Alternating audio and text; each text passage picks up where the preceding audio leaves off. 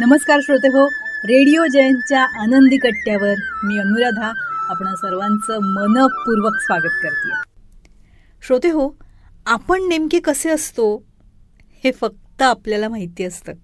म्हणजे आपण जेव्हा स्वतःला आरशात बघतो तेव्हा आपली स्वतःची आपल्याला लाज वाटू नये इतकं प्रामाणिक आयुष्य जगावं माणसानं.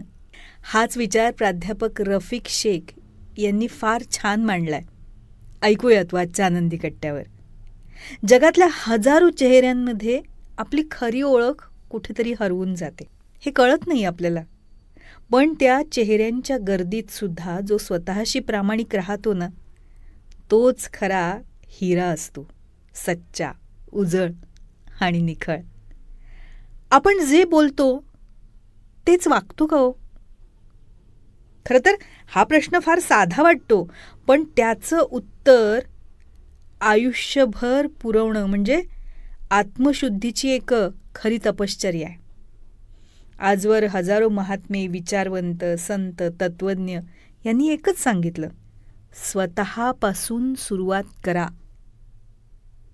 ह्या वाक्याचा अर्थ हाच की खोटेपणाची सुरुवात स्वतःशीच होते आणि तिथेच आपला अधप्पात सुरू होतो. आपल्या वाणीचा, कृतीचा, विचारांचा आरसा म्हणजे आपले व्यक्तिमत्व. जिथं मनात दुसरे विचार आणि वागण्यात वेगळं आणि बोलण्यात अजून काही तिसरंच, तिथं विश्वास मग उरत नाही. मग अशाच अविश्वासातून जन्म घेतात ते भ्रष्टाचार, फसवणूक, स्वार्थीपणा आणि सामाजिक अधःपतन. पण जिथं मन, वाणी आणि कृती एकत्र चालतात ना, तिथं निर्माण होतं ते चरित्र. आणि आजच्या काळात शिक्षण, कौशल्य, पदवी, भाषा, टेक्नॉलॉजीपेक्षाही चरित्र हे फार फार महत्त्वाचं आहे. प्रामाणिकपणा म्हणजे काही फक्त नीतिमत्तेचं प्रदर्शन नाही आहे, तर तो एक आपल्या अंतःकरणाचा आवाज असतो. स्वतःशी प्रामाणिक असणं म्हणजे काय, तर चुकीला सामोरं जाणं, स्वतःची टीकासुद्धा ऐकणं, खोटं बोलणं टाळणं, आत्मचिंतन करणं आणि समाजासमोर सजग आणि प्रामाणिकपणे उभं राहणं. प्रामाणिक माणूस पाहून लोकांना आश्चर्य वाटतं, पण त्याच्यामागे त्याचा कठीण संघर्ष आहे, त्याची अढळ नीतिमूल्यांची शिस्त आहे. आपण प्रामाणिक राहिलो तर आपल्या सभोवतालचं विश्वसुद्धा प्रामाणिकतेनं आपल्याला सामोरं येईल.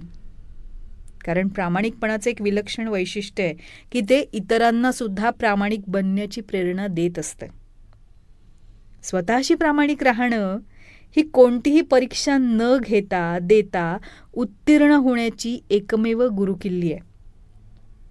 खोट्या मुखवट्यांखाली कितीही वेळ आपण लपलो ना, तरी आपल्या अंतर्मनाचा आरसा आपल्याला उघडा पाडतोच.